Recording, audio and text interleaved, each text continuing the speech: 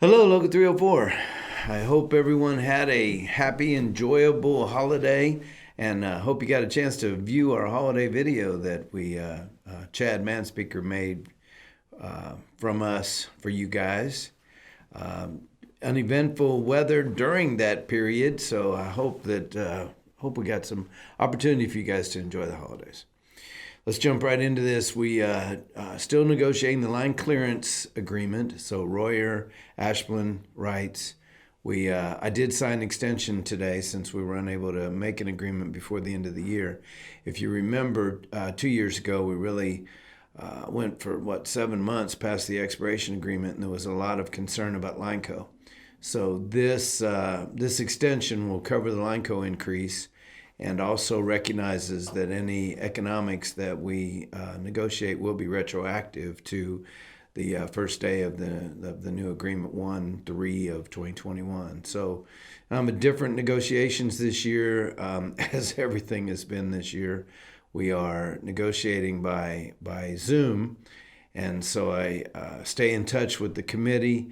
And there's a lot of electronics involved in this negotiations. But we'll keep you all involved and let you know whenever we have our next bargaining session, and keep in contact with the committee. John Sanchez out of Ashland and Andrew Beloit out of Royers are the two that had stepped up to be involved in that committee this year.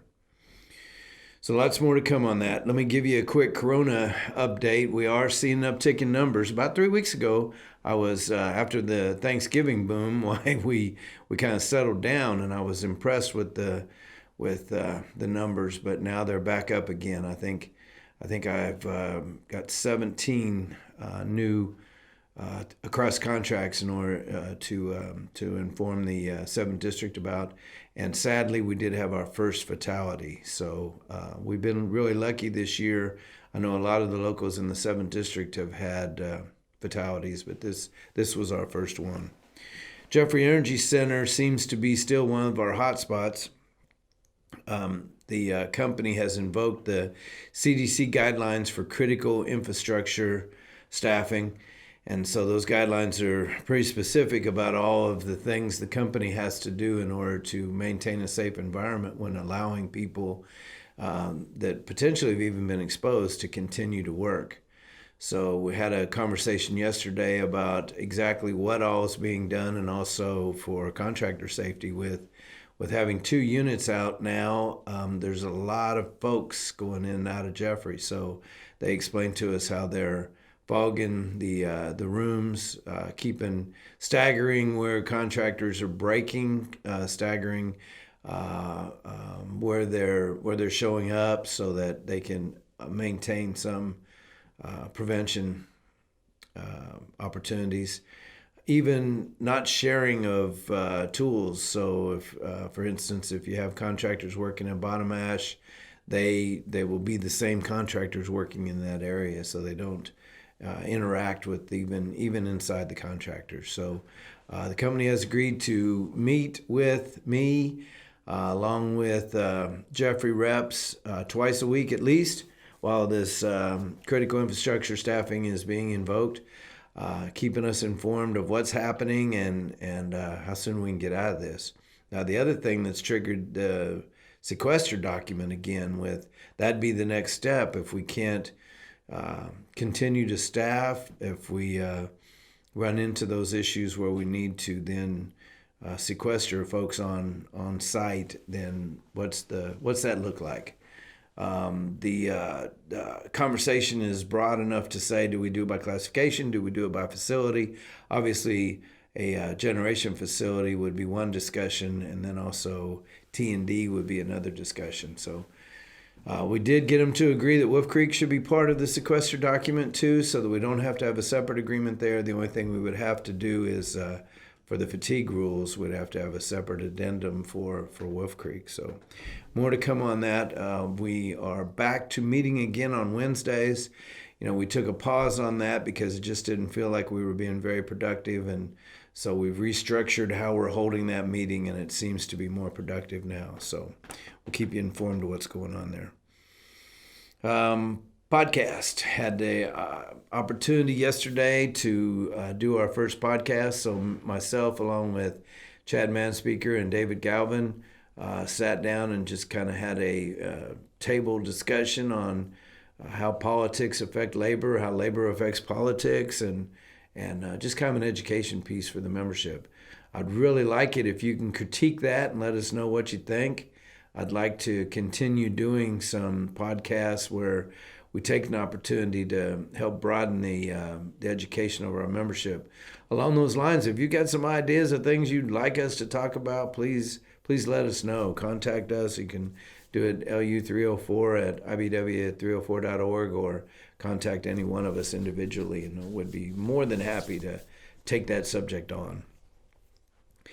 This next year is going to be an exciting year for Local 304 and the majority of its members. We've got contracts, Kansas Gas contract, the Evergy contract, the Wolf Creek contract, City of Chanute contract, amongst others. So we'll start the year off with proposals for Kansas Gas. Those units start in January, so Monday will be the first unit at Salina, and taking Kansas Gas proposals. Also, the large committee nomination will happen at that unit.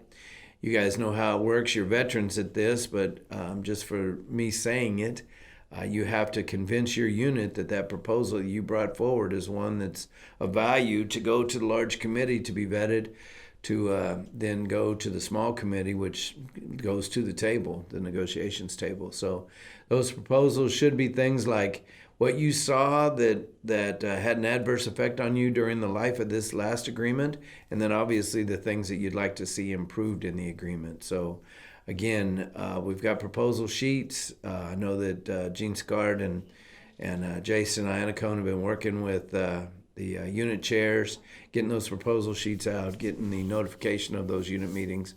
Jason will have a couple that are on call meetings that he'll have to get scheduled, so he's working on Parsons and Marysville, for example, to get those meetings scheduled. So I really encourage every one of our members to be involved in your contract, be involved in your unit, in order to have that conversation. The more involvement, the more success we'll have in our negotiations. Remember, we talked a little bit last month about a opportunity to make sure you know your membership number, your card number, so that you can get on the webpage during those negotiations. We can be asking survey questions. We can get your input live while we're at the table. We can do mass text. There's all kinds of neat tools that we have. But the only way we can do that stuff is if we have your information. So in order to promote that, if you call in, let Nicole know that you want to be part of that raffle and what your card number is, and that way we'll get you entered into a raffle in January at one of these meetings where we'll pick a bag of swag. So as we get closer to that, I'll show you what's going to be included in on that bag of swag, and make sure you know what date we're actually going to do that. But please be involved with your union, be involved with your unit and your contract. That's how we make things better. So again, the proposals will start in next week and then run through the end at the February local meeting. And at that time, then we will hold a large committee meeting, probably February 27th, and go through those proposals and then get the small committee from there. Then we'll set our dates with the company and we'll start negotiating. Evergy, we're going to do the same thing. That the proposal meetings will start at the units 1st February and then run through to the March local meeting and then hold the large committee in March. I think that date is also March 27th. So exciting times, get geared up. Proposal sheets and everything available. And same advice on making sure you're looking at that agreement and what you'd like to see improved. The system council for Evergy is still in the process. I understand next week there's a meeting with the Missouri locals with their IVP. So hopefully we can get our approvals from our IVPs and get that off to the president for his signature and get to the table on the master agreement. So master agreement, again, like I've said, is just a already negotiated language, just what's common amongst the agreements, and then putting that into a master agreement. But still, we need to negotiate our local working conditions. So that's what will be happening through that February and March timeframe. Along with raffles we talked about, there's Union Sportsman Alliance calendars that we have, and Union Sportsman Alliance has, if you purchase a calendar, then it enters you into a raffle of 2 guns a week. So they give away 104 guns in a year's time. So that does start January. So you really need to get that calendar purchased and get it registered online so that you can be part of that Union Sportsman Alliance drawing for those guns. Now understand that's all of the international unions that are involved in the Union Sportsman Alliance. But right here at Local 304, what we're going to do is anybody that purchases a calendar from Local 304 for Union Sportsman Alliance will be entered into a local raffle. We through the purchase of those calendars, we received 2 large Orica coolers along with some Orica water bottles. And so we are going to start our raffle on those in February. So we'll do 1 drawing every 2 months during the year. The first drawing in February will be for one of the large coolers. So really need to get those calendars purchased and get registered in both the Union Sportsman Alliance gun raffle and the Local 304 raffle for the Orica cooler stuff. Another exciting thing happening in 2021 is the International Convention will be held in end of August, 1st September. And so Local 304, based on our current membership, should have 8 delegates for the International Convention.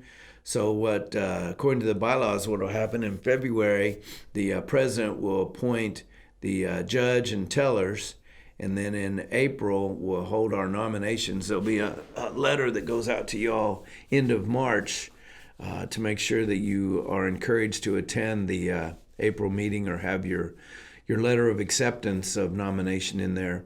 And then the ballots will be mailed out and then counted towards the end of May. So we have to have our delegates credentialed by June in order to be seated in that convention. So that's an exciting time, right? The convention is a time where we, as members, get to make proposed changes to the Constitution.